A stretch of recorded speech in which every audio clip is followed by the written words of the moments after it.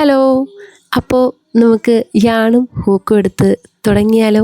First of all sorry പറയുകയാണ്, എൻ്റെ sound system അടിച്ചു പോയിരിക്കുകയാണ്. സോ ഈ 16 മിനിറ്റിന് എവിടെയെങ്കിലും ഇടയ്ക്ക് വെള്ളി വീഴാതിരിക്കാൻ ഞാൻ മാക്സിമം ശ്രമിക്കാം.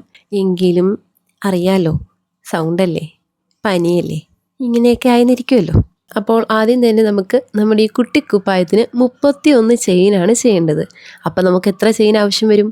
30 ചെയിൻ. 31ാമത്തവൻ അധികപ്പറ്റാണ്. സോ ലാസ്റ്റ് ചെയ്ത് ആ 31ാമത്തെ സ്റ്റിച്ച് സ്കിപ്പ് ചെയ്തുകൊണ്ട് ബാക്കി ഇങ്ങോട്ട് നമുക്ക് സ്റ്റാർട്ട് ചെയ്യാം. അതായത് ഹൂക്കിൽ നിന്ന് സെക്കൻഡ് ചെയിനിൽ നിന്ന് വർക്ക് ചെയ്യണം. നമ്മളിതൊരു പർട്ടിക്കുലർ പാറ്റേൺ ആയിട്ട് എടുത്ത് ചെയ്യുന്നതാണ്. സോ ഒരു പർട്ടിക്കുലർ ഡോളാണ് നമ്മൾ ചെയ്യുന്നത്. ഡോള് ഞാൻ പറയില്ല, അങ്ങനെ ഇപ്പോൾ കണ്ടുപിടിക്കേണ്ട. അപ്പോൾ ആ ഒരു ഡോളിന് വേണ്ടിയിട്ടുള്ള ഡ്രസ്സാണ്. സോ ആ വലിപ്പത്തിൽ തന്നെയുള്ള പാറ്റേണിലാണ് നമ്മൾ ഈ ഡ്രസ്സും ചെയ്തെടുക്കുന്നത്. അതായത് ചുരുക്കം പറഞ്ഞു കഴിഞ്ഞാൽ, ഈ ഒരു ഉടുപ്പ് നിങ്ങൾ തയ്ച്ച് വെറുതെ വെച്ചിട്ട് കാര്യമില്ല. ഇത് മുഴുവൻ കണ്ടതിന് ശേഷം ആ ഡോളും ഉണ്ടാക്കി ആ ഡോളിന് ഇട്ട് കൊടുക്കണം. ഇല്ലെങ്കിൽ വെറുതെ ഈ ഉടുപ്പ് ഉണ്ടാക്കിയിട്ട് മടക്കി എടുത്ത് വെക്കാം, അത്ര തന്നെ. ചെയിൻ ഉണ്ടാക്കിയ ശേഷം ഫസ്റ്റ് റൗണ്ട് നമ്മൾ ചെയ്യേണ്ടത് 2 single crochet increase 2 single crochet. ഇത് 6 വട്ടം. അങ്ങനെ 6 വട്ടം എന്നൊന്നും എണ്ണയൊന്നും വേണ്ട. 2 single crochet increase 2 single crochet എന്ന് കണക്ക് കൂട്ടി കഴിഞ്ഞാൽ അതങ്ങനെ തന്നെ തീരുന്നിടം വരെ ചെയ്തു പോവുക. അപ്പോൾ 6 എന്തായാലും ആയിരിക്കും. കാരണം നമ്മൾ ചെയ്ത ചെയിൻ 31 ഉണ്ടല്ലോ. അതുകൊണ്ട് എന്തായാലും 6 വട്ടം തന്നെ അത് ചെയ്യും. കറക്റ്റായിട്ട് 2 സിംഗിൾ ക്രോഷേ ഇൻക്രീസ് എന്ന് തന്നെ ആയിരിക്കണം ചെയ്യുന്നത്. ഇങ്ങനെയുള്ള സാഹചര്യങ്ങളിൽ നിങ്ങൾക്ക് തീരെ ഒബ്സർവേഷൻ കോൺസെൻട്രേഷൻ ഇല്ലാത്തവരാണെന്നുണ്ടെങ്കിൽ സ്റ്റിച്ച് മാർക്ക് യൂസ് ചെയ്യാം. കുറച്ചധികം വേണ്ടി വരുമെന്നേ ഉള്ളൂ. ആദ്യത്തെ 2 single crochet increase 2 single crochet കഴിയുമ്പോൾ ഒരു സ്റ്റിച്ച് മാർക്ക് ഇടുക. അതിനുശേഷം രണ്ടാമത്തെ 2 single crochet increase 2 single crochet അടുത്ത സ്റ്റിച്ച് മാർക്ക്. അങ്ങനെ ടോട്ടൽ ഒരു 6 സ്റ്റിച്ച് മാർക്ക് കരുതി വെച്ചാൽ നമുക്ക് എണ്ണമില്ലാതെ കറക്റ്റായിട്ട് ചെയ്തു പോകാം, തെറ്റിയേയില്ല. ഇടയ്ക്ക് എന്തിനെങ്കിലും ആരെങ്കിലും വിളിച്ചാൽ എന്നെ പോലെ പ്രാന്ത് പിടിച്ചോണൊക്കെ എണീറ്റ് പോകേണ്ട ആവശ്യം ഉണ്ടാവില്ല. അപ്പോൾ നമ്മൾ പറഞ്ഞു വന്ന സ്ട്രാറ്റജിയിൽ ആ മൊത്തം ചെയിനിലും 2 single crochet increase 2 single crochet increase ചെയ്തെടുക്കുമ്പോൾ ഇതേപോലെ ഇടയ്ക്കിടയ്ക്ക് ഓരോരോ കോർണേഴ്സ് വീതമായിട്ട് ഒരു കർവ് ഷേപ്പിൽ കിട്ടും. ഈ ഒരു പ്രോജക്റ്റിൻ്റെ പാറ്റേൺ 2 ടൈപ്പ് പാറ്റേൺസ് ഇടവിട്ട് വന്നിട്ടാണ് ഇങ്ങനെ ചെയ്യുന്നത്. അതായത് ആദ്യത്തേതിൽ 2 സിംഗിൾ ക്രോഷേ ഇൻക്രീസ് നമ്മൾ ചെയ്തില്ലേ, ഇനി സെക്കൻഡ് റൗണ്ടിൽ 5 സിംഗിൾ ക്രോഷേ ഇൻക്രീസ് ആയിട്ട് 6 വട്ടം ചെയ്യാം. ദെൻ ആദ്യത്തെ റൗണ്ടിൻ്റെ കണ്ടിന്യൂഷൻ വരും. 3 single crochet increase 3 single crochet. Then രണ്ടാമത്തെ റൗണ്ട് 5 സിംഗിൾ ക്രോഷേ ഇപ്പോൾ ചെയ്തുകൊണ്ടിരിക്കുന്നില്ല, അതിൻ്റെ കണ്ടിന്യൂഷൻ 4ാമത്തെ റൗണ്ടിലാണ് വരുന്നത്. 7 സിംഗിൾ ക്രോഷേ ഇൻക്രീസ്. ഇത് ഞാൻ പറയുമ്പോൾ നിങ്ങൾക്ക് അത്ര മനസ്സിലാവില്ല, പക്ഷേ നിങ്ങളിത് നോക്കി ചെയ്ത് കഴിയുമ്പോൾ നിങ്ങൾക്ക് മനസ്സിലാവും. അല്ലെങ്കിൽ എഴുതിയെടുക്കുമ്പോൾ എന്തായാലും നന്നായിട്ട് കലങ്ങും. പിന്നെ ഈ ഒരു കർവ് ഷേപ്പ് കിട്ടാൻ വേണ്ടിയിട്ടാണ് ഈ ഇടവിട്ട് ഇൻക്രീസ് തന്നെ നമ്മൾ ചെയ്തു പോകുന്നത്. ഈ ഒരു പാറ്റേണിൽ എവിടെയും നമ്മൾ ഡിക്രീസ് ചെയ്യുന്നില്ല. സോ ഡിക്രീസ് ചെയ്യാൻ ഇഷ്ടമില്ലാത്തവർക്കും ഡിക്രീസ് അറിയാത്തവർക്കും ഈ പാറ്റേൺ ധൈര്യമായിട്ട് ചെയ്യാം. പക്ഷേ പണി കിട്ടുന്നത് എവിടെയാണെന്ന് വെച്ചാൽ ഈ പാറ്റേൺ മാത്രം ചെയ്യേണ്ടി വരും. നമ്മളെന്തായാലും ഈ ഡ്രസ്സിന് വേണ്ട ഡോൾ ഉണ്ടാക്കുമ്പോൾ തീർച്ചയായും ഡിക്രീസ് ചെയ്തേ പറ്റുള്ളൂ. സോ ഡ്രസ്സ് മാത്രം ഉണ്ടാക്കി എവിടെയെങ്കിലും മടക്കി വയ്ക്കാം. നമ്മുടെ ഈ ഒരു പ്രോജക്റ്റ് ഒരുപാട് ആളുകൾ ഗസ് ചെയ്തിരുന്നു. കണ്ടിന്യൂസ് ഒരാൾ ചെയ്യുന്ന ഗസ് തന്നെയാണ് എല്ലാവരും റിപ്പീറ്റഡ്ലി ചെയ്തുകൊണ്ടിരിക്കുന്നത്. അത് മണ്ടത്തരമാണെന്നേ ഞാൻ പറയൂ. കാരണം വേറെയൊന്നുമല്ല, എൻ്റെ മാക്സിമം ഞാൻ എല്ലാ കമൻസിനും റിപ്ലൈ ചെയ്യാറുണ്ട്. സോ ഞാൻ ഈ കമൻറ്റിന് റിപ്ലൈ ചെയ്തിട്ട് അത് ശരിയാണോ തെറ്റാണോ എന്ന് അറിഞ്ഞിട്ട് നിങ്ങൾ നിങ്ങളുടെ ചാൻസ് കളയുന്നതല്ലേ നല്ലത്. പിന്നെ ഒരാൾക്ക് ഒരു ചാൻസ് അങ്ങനെയൊന്നും ഇല്ല കേട്ടോ. എത്ര ചാൻസിൽ വേണമെങ്കിലും നിങ്ങൾക്ക് ഗസ് ചെയ്യാം. പിന്നെ ഇപ്പോൾ റിപ്പീറ്റ്ലി വന്നുകൊണ്ടിരിക്കുന്ന ഗസ് എന്ന് പറയുന്നത് നമ്മുടെ മിസ്റ്റർ ബീൻ്റെ കയ്യിലിരിക്കുന്ന ടെഡിയില്ലേ, അതിൻ്റെ ഗേൾ വെർഷനാണ്. പിന്നെ ഹലോ കിറ്റിയാണ്. പിന്നെ ഡോറ ഇങ്ങനെ കണ്ടിന്യൂസ് വന്നുകൊണ്ടിരിക്കുകയാണ്. എന്തോ പറയുന്നവരങ്ങ് ഉറപ്പിച്ചിട്ടുണ്ടെന്ന് തോന്നി ഇത് ഡോറയാണെന്ന്. എങ്കിൽ ഡോറയല്ല. നിങ്ങൾ കുറച്ചുകൂടി അപ്ഡേറ്റഡ് ആവണം എന്ന് ഞാൻ ഒരു ക്ലൂ തരുന്നു. അത്ര മാത്രമേ എന്നെക്കൊണ്ട് പറ്റുള്ളൂ. ഇതിനപ്പുറത്തേക്കുള്ള ക്ലൂ ഒന്നും ഞാൻ തരില്ല. ഈ 5 സിംഗിൾ ക്രോഷേ ഇൻക്രീസ് കഴിഞ്ഞാൽ പിന്നെ നമ്മൾ ചെയ്യാൻ ഉദ്ദേശിക്കുന്നത് ആദ്യം ചെയ്ത 2 സിംഗിൾ ക്രോഷേ ഇൻക്രീസ് 2 സിംഗിൾ ക്രോഷയുടെ കണ്ടിന്യൂസ് ആണ് അടുത്ത റൗണ്ട്. 3 സിംഗിൾ ക്രോഷേ ഇൻക്രീസും 3 സിംഗിൾ ക്രോഷേ 6 വട്ടം. ഈ സെയിം പാറ്റേൺ തന്നെ നമുക്ക് കുറച്ചുകൂടി സ്റ്റിച്ചസിൻ്റെ എണ്ണം കൂട്ടിയിട്ട് നമുക്ക് വലിയ കുട്ടികളല്ലേ, ബേബീസിൻ്റെ ഒക്കെ ഡ്രസ്സ് തയ്ക്കാനും നമുക്ക് യൂസ് ചെയ്യാം. ഞാൻ ഇത് മുമ്പ് ഷോർട്ട് വീഡിയോയിൽ പറഞ്ഞിരുന്നു, 2 രീതിയിൽ നമുക്ക് കുട്ടികളുടെ ഡ്രസ്സ് തയ്ക്കാൻ പറ്റും. അതായത് ഫ്രോക്ക്. ഫസ്റ്റ് വൺ എന്ന് പറയുന്നത് നമ്മളിത് ഫുള്ള് ഇതേപോലെ തന്നെ സ്റ്റിച്ച് ചെയ്ത് താഴേക്ക് പ്ലീറ്റൊക്കെ ഇട്ട് ക്രോഷ് ചെയ്ത് ചെയ്യാൻ പറ്റുന്നത്. ദെൻ സെക്കൻഡ് വൺ എന്ന് പറയുന്നത് ഇതേപോലെ ചെസ്റ്റിൻ്റെയും വയറിൻ്റെയും പോർഷനില്ലേ, ഷോൾഡർ, ചെസ്റ്റ്, വയർ, അവിടെ വരെയുള്ള ഒരു യോക്ക് പോലെ അങ്ങനെ ചെയ്തതിന് ശേഷം അത് താഴേക്ക് ആ ഒരു യാണിൻ്റെ ഷെയ്ഡിന് പറ്റിയ രീതിയിലുള്ള നല്ല ക്യൂട്ടായിട്ടുള്ള ഫാബ്രിക്സ് ഒക്കെ വാങ്ങിച്ചിട്ട് ഫ്ലീറ്റൊക്കെ ഇട്ട് തയ്ച്ച് ചേർക്കുക, ഒരു ഫ്രോക്കാക്കി എടുക്കാം. എനിക്കത് കാണാൻ ഭയങ്കര ഇഷ്ടമാണ് കേട്ടോ. പക്ഷേ എനിക്ക് സ്റ്റിച്ചിങ് അറിയാത്തത് കൊണ്ടും എൻ്റെ കയ്യിൽ പണിയാൻ സ്റ്റിച്ചിങ് മെഷീൻ ഇല്ലാത്തത് കൊണ്ടും ഞാൻ ഇതുവരെ ആ പരിപാടി ചെയ്തിട്ടില്ല. എനിക്കെപ്പോഴും തോന്നാറുള്ള ഒരു ഡൗട്ട് തന്നെയാണത്. ആസ് എ ക്രോഷർ നമ്മളങ്ങനെ ചിന്തിക്കാൻ പാടില്ല എങ്കിലും തോന്നാറുണ്ട്. നമ്മൾ ഈ ഫുൾ വെയർ ഫ്രോക്കൊക്കെ ക്രോഷ് ചെയ്ത് കഴിഞ്ഞാൽ കുട്ടികൾക്കത് കംഫർട്ടാണോ അവർക്ക്? അതെനിക്ക് ഭയങ്കര ഒരു ഡൗട്ട് തോന്നിയിട്ടുള്ള കാര്യമാണ്. നമ്മളൊരു ചെറിയ ടോപ്പ്, ട്യൂണിക്സിൻ്റെ ഒക്കെ ടോപ്പൊക്കെ ഉണ്ടാക്കുന്നത് ഓക്കെ ഫൈൻ, നമുക്ക് കുഴപ്പമില്ല. താഴെ അവർക്ക് ഇഷ്ടമുള്ള എന്തെങ്കിലും പാൻറ്റോ അല്ലെങ്കിൽ സ്കേർട്ടോ ഒക്കെ യൂസ് ചെയ്യാം. പക്ഷേ ഫുൾ ഫ്രോക്ക് ക്രോഷ് ചെയ്യുമ്പോൾ അതിൻ്റെ വെയിറ്റ്, അതിൻ്റെ ഒരു ഇറിറ്റേഷൻ, ഇതൊക്കെ കുട്ടികൾക്ക് കംഫർട്ടായിരിക്കും. അതെൻ്റെ ഒരു വലിയൊരു ഡൗട്ടാണ് കേട്ടോ. നമ്മൾ കുട്ടികളുടെ സ്കിന്നിന് അനുസരിച്ചുള്ള നല്ല മിൽക്കി യാണൊക്കെയാണ് യൂസ് ചെയ്യുക. നല്ല കോട്ടൺ യാൺ, ക്വാളിറ്റിയുള്ള കോട്ടൺ യാണൊക്കെയാണ് യൂസ് ചെയ്യൽ. വേറെ ഇറിറ്റേഷൻസ്, ഇച്ചിങ്ങും ഒന്നും ഉണ്ടാവില്ല. എങ്കിലും അത് കുട്ടികൾക്ക് കംഫർട്ടാണോ എന്നുള്ളത് എപ്പോഴും എൻ്റെ ഡൗട്ടാണ്. നമ്മൾ കാണുമ്പോൾ നല്ല ഭംഗിയാണ്, പക്ഷെ അത് കുട്ടികൾ ഇട്ട് കഴിയുമ്പോൾ ഒരു വല്ലാത്തൊരു ഫീൽ എനിക്ക് തോന്നാറുണ്ട്. എനിക്കെന്തോ അത് ഞാൻ ഇട്ടേക്കുമ്പോൾ ഒരു ഇറിറ്റേഷൻ ഉള്ള പോലെയൊക്കെ എനിക്ക് ഫീൽ ചെയ്യുക കുട്ടികളിടുമ്പോൾ. അതെന്താണെന്ന് എനിക്കറിയില്ല. സോ ഞാൻ ഇതുവരെയും കുട്ടികൾക്ക്, അതിപ്പോൾ എൻ്റെ കുട്ടിക്കാണെങ്കിലും ഫുൾ വെയർ ഫ്രോക്കായിട്ട് ഞാൻ ചെയ്തിട്ടില്ല. ഇതേപോലെ ടോപ്പായിട്ട് ഞാൻ വർക്ക് ചെയ്ത് കൊടുത്തിട്ടുണ്ട്. എൻ്റെ മോൾക്കും ഞാൻ ഇതേപോലെ ചെറിയ ടൂണിക്സ് പോലത്തെ ടോപ്പാണ് ചെയ്ത് കൊടുക്കാറ്. അല്ലാതെ ഇതുവരെ ഞാൻ ചെയ്തിട്ടില്ല. എൻ്റെ സൗണ്ട് കേട്ട് കഴിഞ്ഞാൽ നിങ്ങൾ വിചാരിക്കും, ഓ ഈ ചേച്ചിക്ക് കുഴപ്പമില്ലൊന്നും ഇല്ലല്ലോ എന്ന്. നല്ല അടിപൊളി മൈക്കാണ് യൂസ് ചെയ്യുന്നത്. 10,000-30,000 രൂപ വിലയുള്ള മൈക്കാണ്. അതുകൊണ്ടാണ് ഇങ്ങനെ. എൻ്റെ അല്ല, ഹസ്ബൻഡിൻ്റെയാണ്. പക്ഷേ ഈ സൗണ്ട് കേട്ടിട്ട് എനിക്ക് ഇഷ്ടപ്പെട്ട് തുടങ്ങി. വെറുത്ത് ഒടുക്കം കുട്ടിക്കൃഷ്ണൻ ഞാൻ ഇഷ്ടപ്പെട്ടു എന്ന് പറയുന്നത് പോലെ എന്നും പനിയായിരുന്നെങ്കിലെന്ന് ആഗ്രഹിക്കാഴികയില്ല. പക്ഷേ ഈ തൊണ്ടവേദനയേക്കാൾ ഉപരി എനിക്ക് നല്ലൊരു പണി കിട്ടി. ഈ പനിയും വെച്ചുകൊണ്ട് ഞാനൊരു ദിവസം കുഞ്ഞിൻ്റെ കൂടെ കയറി കിടന്ന് ഉറങ്ങി പകൽ. അതുമാത്രമേ എനിക്ക് ഓർമ്മയുള്ളൂ. ഇടയ്ക്ക് എപ്പോഴോ തലയിൽ ഭയങ്കര വെയിറ്റും പ്രഷറും തോന്നി.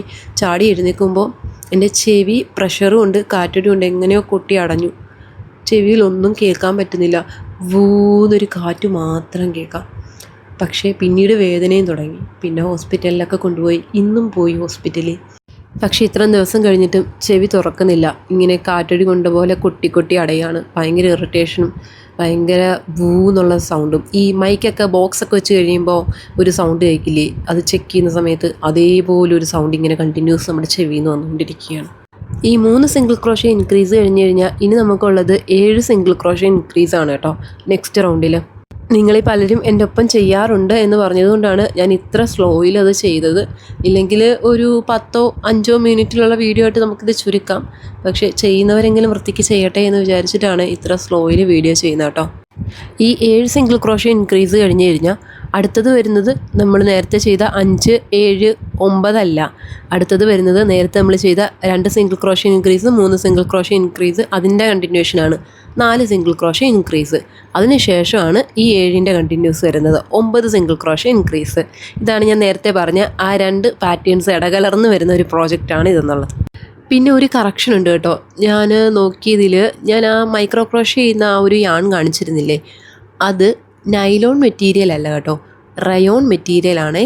അത് ഞാൻ കഴിഞ്ഞ ദിവസം ഒരു വെബ്സൈറ്റ് ചെക്ക് ചെയ്തപ്പോഴാണ് അതിൻ്റെ ഡീറ്റെയിൽസ് ഞാൻ കണ്ടത്. പക്ഷേ വെബ്സൈറ്റിൽ നിന്നൊക്കെ ഓൺലൈനിൽ നിന്നൊക്കെ ആ ഒരു യാൺ വാങ്ങിക്കുന്നത് ഭയങ്കര മണ്ടത്തരാണെന്ന് ഞാൻ പറയുള്ളൂ. കാരണം ലോക്കൽ ഷോപ്പിൽ വെറും 35 രൂപയ്ക്ക് കിട്ടുന്ന ആ യാൺ ഓൾറെഡി വെബ്സൈറ്റിലേക്ക് 45 രൂപയ്ക്കാണ് കൊടുക്കുന്നത്. അതുകൂടാതെ അത് വാങ്ങിക്കുമ്പോൾ നമ്മൾ അതിനുള്ള ഡെലിവറി ചാർജ് കൂടെ എക്സ്ട്രാ കൊടുക്കണം. ഡെലിവറി ചാർജ് എന്തായാലും 50-ന് മുകളിൽ വരും.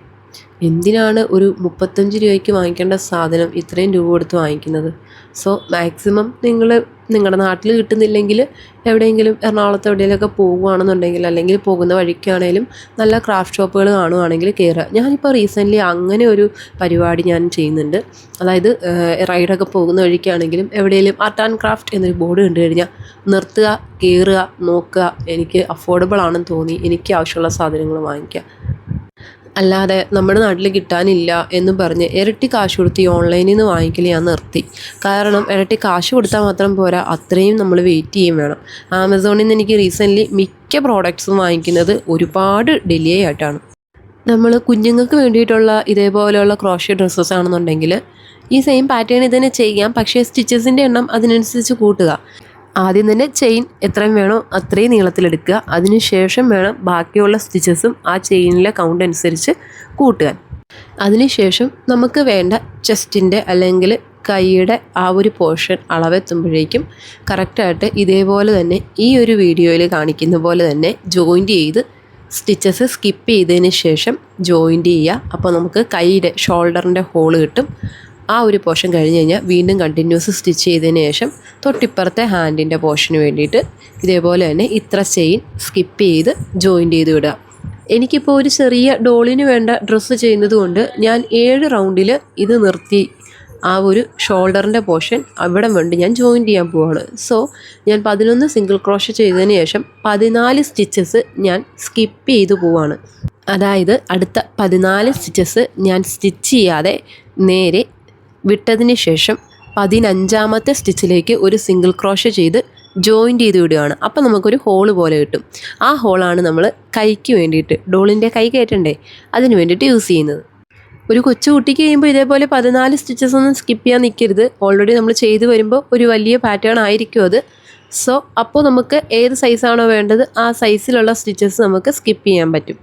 ഈ 14 സ്റ്റിച്ചസ് സ്കിപ്പ് ചെയ്യുന്ന ഈ ഒരു പോർഷൻ ഇനി നമ്മൾ ഒരിക്കൽ കൂടി ചെയ്യുന്നുണ്ട്. കാരണം ഒരു കൈ അല്ലല്ലോ ഒരു ഡ്രസ്സിനുള്ളത്, 2 കൈയില്ലേ, ഈ 2 കൈയും കയറ്റേണ്ട സ്പേസ് വേണ്ടേ. സോ ഇവിടെ സിംഗിൾ ക്രോഷേ ചെയ്ത് പിന്നീടുള്ള അടുത്ത 22 സിംഗിൾ ക്രോഷേസ് നമ്മൾ സ്റ്റിച്ചസ് ചെയ്തു പോവുക. അതിനുശേഷം വീണ്ടും 14 സ്റ്റിച്ചസ് സ്കിപ്പ് ചെയ്ത് 11 സിംഗിൾ ക്രോഷേ ചെയ്യുക. ഇത് ഇത്രയും ചെയ്ത് കഴിഞ്ഞാൽ നമ്മുടെ ഹാൻഡിൻ്റെ പോർഷൻ വരെയുള്ള ഭാഗം നമ്മൾ കംപ്ലീറ്റ് ചെയ്തിട്ടുണ്ട്. ഇനി നമുക്ക് താഴേക്ക് ചെസ്റ്റിൻ്റെ പോർഷനും സ്റ്റൊമക്കിൻ്റെ പോർഷനുമാണ് ചെയ്തു വരുന്നത്. ഈ ഒരു ഹാൻഡിൻ്റെ പോർഷൻ കഴിഞ്ഞ് കഴിഞ്ഞാൽ നമ്മൾ ഒരിക്കൽ കൂടി ഇപ്പോൾ തൊട്ട് മുന്നേ തീർത്ത ആ ഒരു സ്റ്റിച്ചസ്, അതായത് 5 single crochet increase 5 single crochet 4 വട്ടം ഒന്ന് റിപ്പീറ്റ് ചെയ്യണം.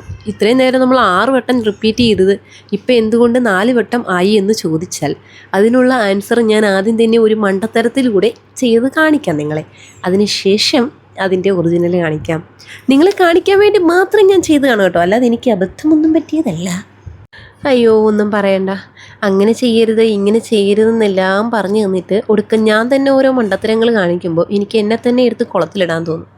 ഇന്നിട്ട ഷോർട്സ് കണ്ടവർക്കാണെങ്കിൽ അത് കലങ്ങും. ഞാൻ അവസാനം പറഞ്ഞ ആ ഒരു മണ്ടത്തരം ഇല്ലേ, ആ മണ്ടത്തരം കണ്ടു കഴിഞ്ഞാൽ നിങ്ങൾ വിചാരിക്കും, തീർച്ചയായും വിചാരിക്കും, ദൈവമേ ഇതിൻ്റെയൊക്കെ വീഡിയോസ് കണ്ടിട്ടാണല്ലോ ക്രോഷേ പഠിക്കാനിരിക്കുന്നതെന്ന്. ഒന്നും തോന്നരുത്. നമ്മൾ ഓൾറെഡി ചെയ്തു തീർത്ത ആ 5 single crochet increase 5 single crochet ഇത് ലാസ്റ്റായിട്ട് ഒരിക്കൽ കൂടി ചെയ്യണം എന്ന് ഞാൻ പറഞ്ഞില്ലേ. അതായത് ഇത് 6 വട്ടം ചെയ്യേണ്ടത് ഇപ്രാവശ്യം നമ്മൾ 4 വട്ടേ ചെയ്യുന്നുള്ളൂ. കാരണം വേറെയൊന്നും അല്ലെന്നേ, നമ്മൾ ഹാൻഡിൻ്റെ പോർഷൻ ഇതോടെ തീർന്നു. ഹാൻഡിൻ്റെ പോർഷനിൽ ആ 14 സ്റ്റിച്ചസ് നമ്മൾ സ്കിപ്പ് ചെയ്ത് കളഞ്ഞില്ലേ, 2 സൈഡിലും കൂടെ ഓരോന്നിലും 14 വീതം. അവിടെ നമ്മളിനി സ്റ്റിച്ച് ചെയ്യണില്ല. പക്ഷേ ഞാൻ അവിടെ കയറ്റി സ്റ്റിച്ച് ചെയ്ത് ആ ഹാൻഡും കൂടെ സ്റ്റിച്ച് ചെയ്ത് താഴോട്ടിറക്കി. ഇനിയിപ്പോൾ താഴേക്ക് എങ്ങനെയാണ് ഫ്രോക്ക് വരെ ഇങ്ങനെ സ്റ്റിച്ച് ചെയ്ത് പോയാൽ? എന്നിലെ ബുദ്ധിശാലി എങ്ങനെയുണ്ട്? മണ്ടത്തരങ്ങൾ കാണിക്കാൻ എന്നെ കഴിഞ്ഞിട്ടേ ഉള്ളൂ. പക്ഷേ ഇതിലെ ഹൈലൈറ്റ് ഇതൊന്നുമല്ല, നിങ്ങളെ കാണിക്കാൻ വേണ്ടി ട്യൂട്ടോറിയലിന് വേണ്ടിയിട്ട് ഇത് ഇങ്ങനെ തയ്ച്ചാൽ ഇങ്ങനെ ഇരിക്കും, അങ്ങനെ കാണിച്ചാൽ ഇങ്ങനെ ഇരിക്കും എന്നൊക്കെ കൈകൊണ്ട് സൈലൻ്റ് ആയിട്ട് കാണിച്ചതിന് ശേഷമാണ് ഞാൻ ഈ നേരെ കയ്യിലും കൂടെ കെട്ടി തയ്ച്ചു പോയത്. ഇപ്പം എങ്ങനെ ഇരിക്കണ് കണ്ടില്ലേ? ഇങ്ങനെയൊക്കെ ഷോയ്ക്കൊരു കുറവില്ലായിരുന്നു, എന്നിട്ടാണ് ഈ മണ്ടത്തരം ഞാൻ കാണിച്ചു വെച്ചത്.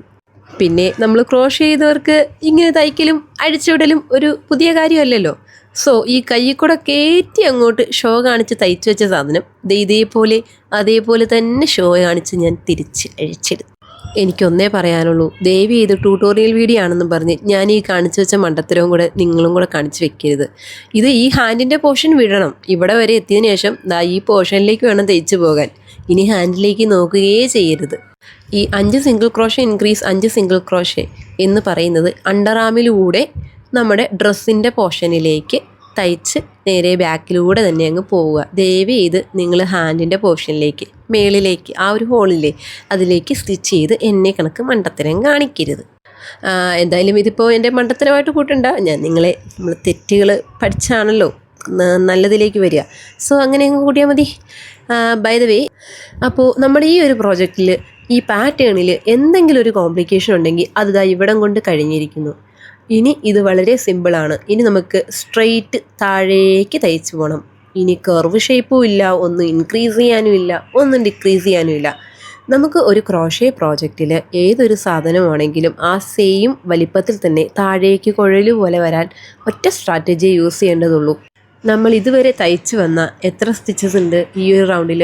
48 സ്റ്റിച്ചസ് ആണുള്ളത്. ഈ 48 സ്റ്റിച്ചസും അടുത്ത 10 മുതൽ 16 വരെ റൗണ്ടുകളിൽ കണ്ടിന്യൂസ് സിംഗിൾ ക്രോഷേ മാത്രം താഴേക്ക് തയ്ച്ചു പോവുക. പിന്നെ ഇതുവരെ നിങ്ങൾ സ്റ്റിച്ച് മാർക്ക് യൂസ് ചെയ്യേണ്ട ഒരു ആവശ്യകത വന്നിട്ടില്ല. തീരെ കോൺസെൻട്രേഷൻ ഇല്ലാത്തവർ ഞാൻ പറഞ്ഞ ആദ്യത്തെ ആ ഒരു മെത്തേഡ് യൂസ് ചെയ്യാൻ സ്റ്റിച്ച് മാർക്ക് യൂസ് ചെയ്യുക. അല്ലാത്തവർ സ്റ്റിച്ച് മാർക്ക് ഇതുവരെ യൂസ് ചെയ്യേണ്ട ഒരാവശ്യം വന്നിട്ടില്ല. ഞാൻ ഇതുവരെ യൂസ് ചെയ്തിട്ടില്ല. പക്ഷേ ഇവിടുന്ന് അങ്ങോട്ട് യൂസ് ചെയ്യുന്നതായിരിക്കും നല്ലതെന്ന് ഞാൻ പറയുന്നു. കാരണം ഇൻ കേസ് എവിടെയെങ്കിലും റൗണ്ടിൻ്റെ എണ്ണം തെറ്റിയാൽ, നിങ്ങൾ റൗണ്ടുകൾ എണ്ണാൻ പഠിച്ചിട്ടുള്ളവരാണെങ്കിൽ കുഴപ്പമില്ല. പക്ഷേ റൗണ്ട് എണ്ണാൻ പഠിച്ചിട്ടില്ലെങ്കിൽ നിങ്ങൾക്ക് 10 16 18 എന്ന് മനസ്സിലാവില്ല. സോ ആ 10ാമത്തെ റൗണ്ടിൽ നിങ്ങൾ സ്റ്റിച്ച് മാർക്ക് യൂസ് ചെയ്യുക. ദെൻ അടുത്ത 6 എണ്ണം സ്റ്റിച്ച് ചെയ്ത് അത് ഓർത്ത് വയ്ക്കുക. അതായിരിക്കും കുറച്ചുകൂടെ എളുപ്പം. ഇതിപ്പോൾ റൗണ്ട് ഷേപ്പിലുള്ളൊരു സാധനമല്ലാത്തതുകൊണ്ട് അത്രയും കൺഫ്യൂഷൻ ഉണ്ടാവില്ല. പക്ഷേ റൗണ്ട് ഷേപ്പിലുള്ള സാധനമാണെങ്കിൽ തീർച്ചയായും നിങ്ങൾ സ്റ്റിച്ച് മാർക്ക് യൂസ് ചെയ്യണം. കാരണം എണ്ണിയാലും ചിലപ്പോൾ കറക്റ്റായിട്ട് വരണമെന്നില്ല. ഇപ്പോൾ ടെൻഷൻ ഇതല്ല, ഡ്രസ്സ് നമ്മൾ കഴിഞ്ഞിരിക്കുന്നു. പക്ഷേ ഇനി ബാക്കിയുള്ള ആക്സസറീസിന് എൻ്റെ സൗണ്ട് ഉണ്ടാവുമോ എന്നെനിക്കറിയില്ല.